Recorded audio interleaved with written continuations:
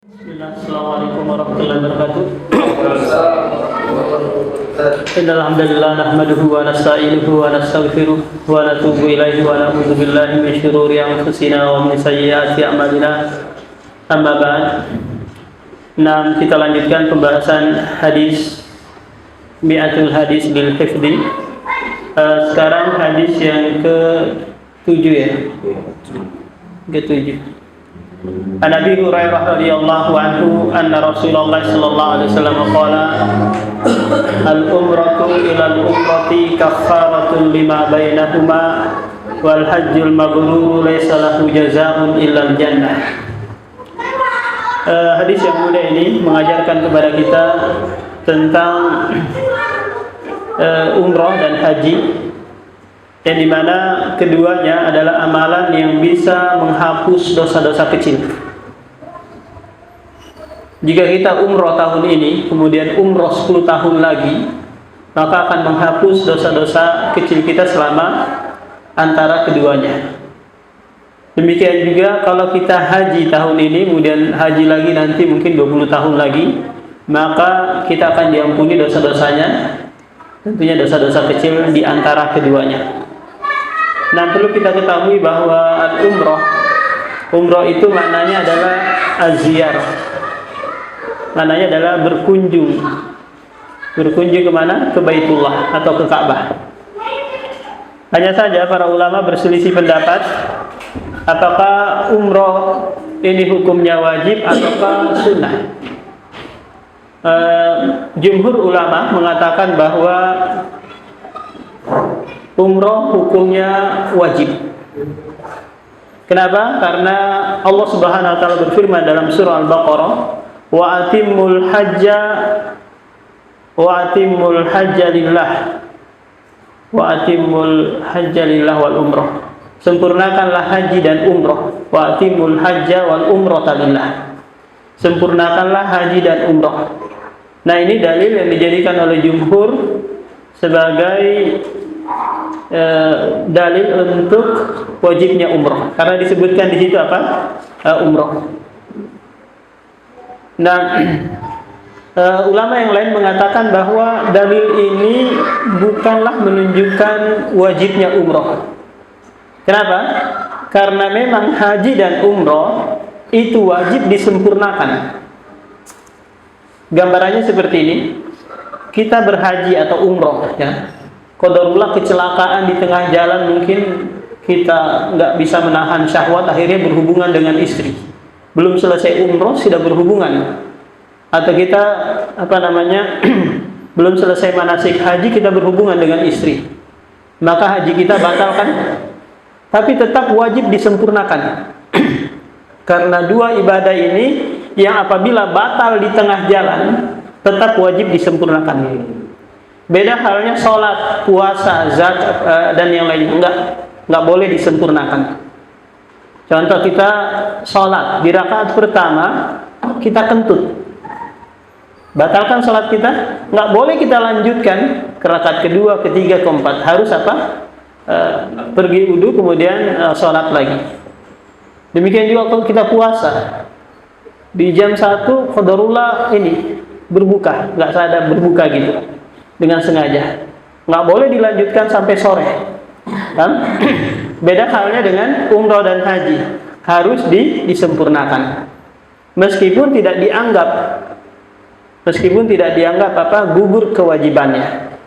Kalau kita menganggap bahwa haji dan umrah itu wajib. Nah, ini dalil yang dijadikan oleh sebagian ulama bahwa umrah itu tidak wajib, dia sunnah.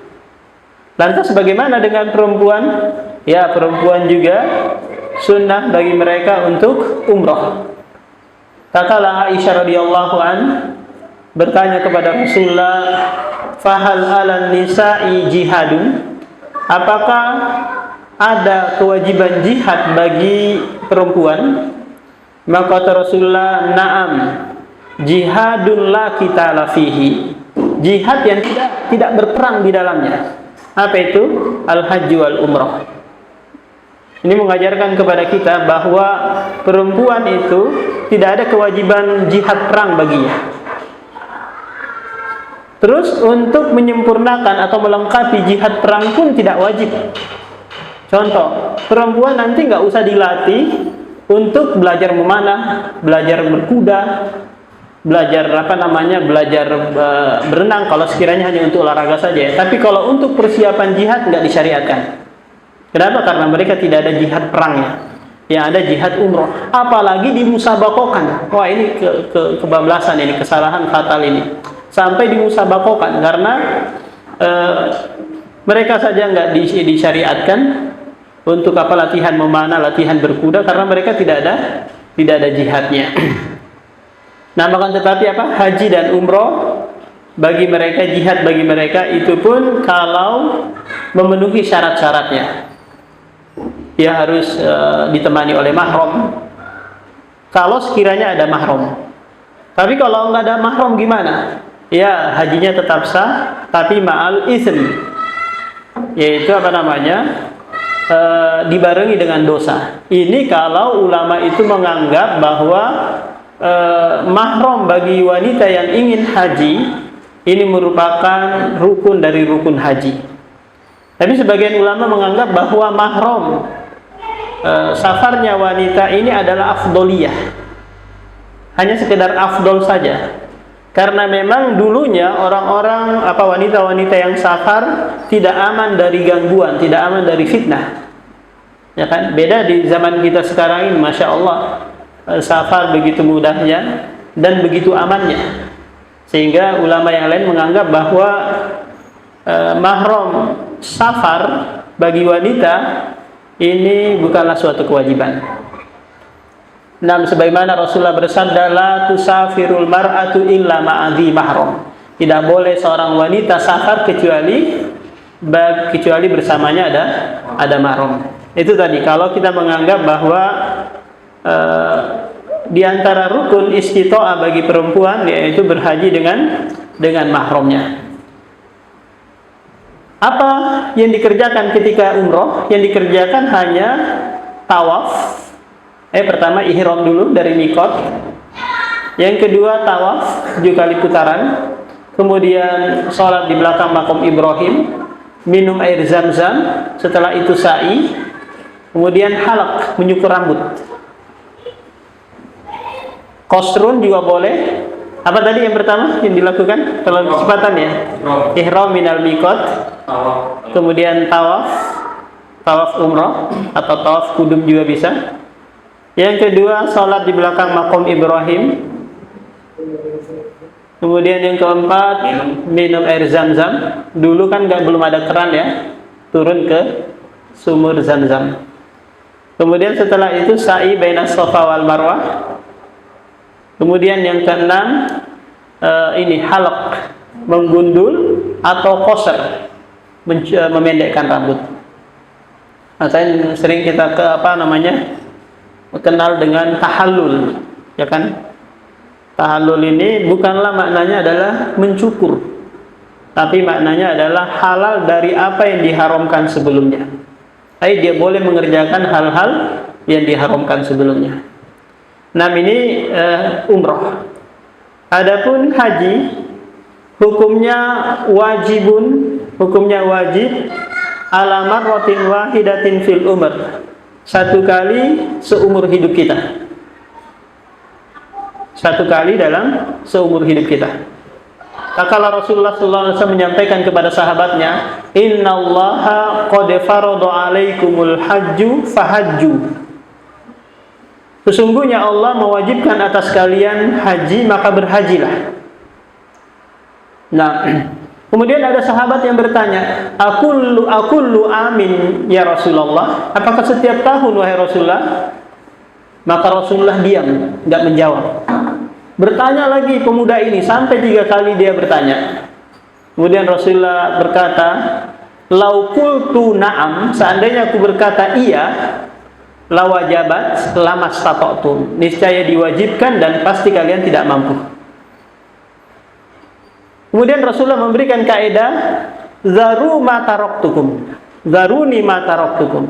Biarkanlah apa yang aku biarkan untuk kalian. Jangan mencari-cari yang saya tidak sebutkan. Nah, hadis ini menyebutkan kepada kita bahwa haji itu kewajiban satu kali dalam seumur hidup kita. Tapi bagi mereka yang mampu dalam artian dia punya perbekalan untuk melakukan perjalanan haji, plus ada bekal yang ditinggal bagi keluarganya yang dia tinggalkan. Kalau sekarang kan mungkin ada biaya ya, dulu jalan kaki gitu, atau naik kendaraan onta atau kuda bisa. Belum lagi sekarang harus ada visa gitu ya, izin masuk ke negara Saudi Arabia. Nah, itu semua diantara syarat-syarat istitoah bagi mereka yang mau melaksanakan haji. Ada kemampuan dari sisi finansial, ada kendaraan, ada bekal untuk apa? Untuk dia melaksanakan aktivitas haji. Nah, haji maksudnya adalah al-qasdu atau bermaksud. Secara istilahan haji adalah al-qasdu ila baitillahi, bermaksud ke Baitullah, limanasikil hajj, untuk menjalankan manasik haji mulai dari tanggal 8 Zulhijjah hingga tanggal 13 Zulhijjah. Dan kita ketahui di pembahasan-pembahasan fikih bahwa rukun haji itu ada 5. Siapa yang ngajar fikih di sini? Ustazah siapa? Ustazah siapa yang ngajar fikih? Ustazah siapa? Ustazah Hesti. Ada pembahasan haji itu tak di kelas berapa? Kelas 6. Yang ngajar siapa? Ustazah Hesti. Coba Ustazah Hesti sebutkan rukun-rukun haji. Ada 5.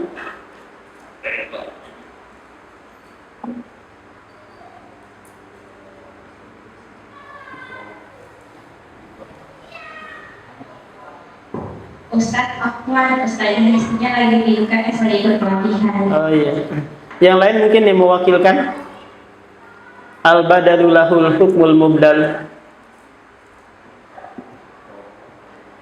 Jadi rukun haji itu ada 5. Yang pertama adalah ihram. Ya, ihram. Ihram ini kalau dari mikot nanti wajib hukumnya. Ihramnya sendiri adalah rukun, ya kan? Yang kedua adalah tawaf ifadah. Kemudian yang ketiga ukuf di Arafah. Yang keempat as-sa'i bainas Safa wal Marwah. Yang keempat adalah niat. Yang kelima adalah niat. Nah, ini rukun haji. Seseorang yang mau melaksanakan haji nggak dikerjakan lima-limanya ini, harus dikerjakan semuanya. Adapun yang lainnya nanti itu hukumnya wajib. Lantas apa yang membedakan Ustaz antara rukun dengan wajib? Nah, kira-kira apa Ustaz Acok yang membedakan rukun dengan wajib? Kalau ini sama dengan sholat ini. Sholat kan ada rukun, ada wajib, ada sunnah, ada syarat kan? Nah, apa yang membedakan rukun sholat dengan wajibatus sholat? kalau misalnya rukun sholat ditinggalkan, salah satunya berarti Sengaja? Tidak sah. Kalau kewajiban? Kalau kewajiban juga ditinggalkan sengaja juga batal. Lantas perbedaannya apa? Perbedaannya kalau rukun sholat jika ditinggalkan tanpa sengaja maka nanti harus didatangkan. Di dalam sholat atau di luar sholat. Contoh, di rakaat pertama dia lupa baca Al-Fatihah. Saking banyaknya urusannya gitu, lupa banyak baca Al-Fatihah. Langsung baca Qul huwallahu ahad. Karena ada urusan gitu, ada meeting dan yang lainnya. Baca Qul huwallahu ahad, kemudian ruku. Ruku juga nggak baca Subhana Rabbil Azim wa bihamdi. Sujud juga nggak baca Subhana Rabbil A'la. Saking buru-burunya dia. Astagfirullah, dia ingatnya di rakaat kedua. Apa dia kerjakan? Maka yang dia kerjakan rakaat kedua ini dianggap rakaat pertama. Paham? Tapi kalau dia ninggalkan yang tadi yang wajib itu, yang wajib saja baca Al-Fatihah cuma dia nggak baca Subhana Rabbil A'la atau Subhana Rabbil Azim, maka nanti rakaat pertama tetap dihitung 2, 3, kemudian nanti sujud sahwi. Itu bedanya. Kalau meninggalkan kewajiban sholat, maka ijbarnya itu dengan sujud sahwi, nggak perlu nambah. Kalau rukun harus nambah dan sujud sahwi. Nah, kalau sekiranya rukun haji dengan wajibatul haji, kalau rukun haji ditinggalkan salah satunya, maka hajinya batal. Tidak boleh, tidak bisa diganti dengan sesuatu apapun. Beda halnya kalau kewajiban haji yang dia tinggalkan, maka cukup dia membayar dam. Dam ini ada pilihan nanti, puasa kah atau menyembelih hewan kurban kah atau yang lain. Contoh gini, dia ihramnya itu bukan dari mikot. Karena orang Indonesia kan mikotnya ya lam-lam kan. Nah, sementara nggak bisa mendarat di lam-lam di Yaman, bisanya mendarat di Jeddah, ya kan? Terus dia langsung mau haji atau mau umroh, maka dia membayar dam, membayar denda. Ya, jadi nggak perlu dia mengulang lagi hajinya. Dia cukup membayar dam. Atau dia nggak mabit di Muzdalifah, nggak mabit di Mina, nggak melempar jamratul aqobah, maka dia dam. Beda halnya kalau rukun yang dia tinggalkan, maka dia hajinya batal. Nah, Rasulullah Shallallahu Alaihi Wasallam diwajibkan haji itu di tahun kedua Hijriah, kalau nggak salah ya, nanti dilihat lagi, di tahun kedua Hijriah. Kemudian Rasulullah hajinya itu pas di tahun 10. Padahal di Fathul Mekah di tahun 8 Hijriah kan ya. Memungkinkan dia bisa berhaji di tahun ke-8 Hijriah, tapi hajinya itu di tahun 10 Hijriah.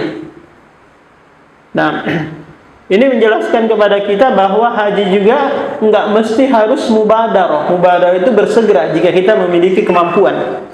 Tapi yang lebih afdolnya sih bersegera. Bersegera kalau memiliki kemampuan. Apalagi saat ini terikat dengan antrian yang lama gitu. Kalau ditunda-tunda tambah ngantri lama lagi kan.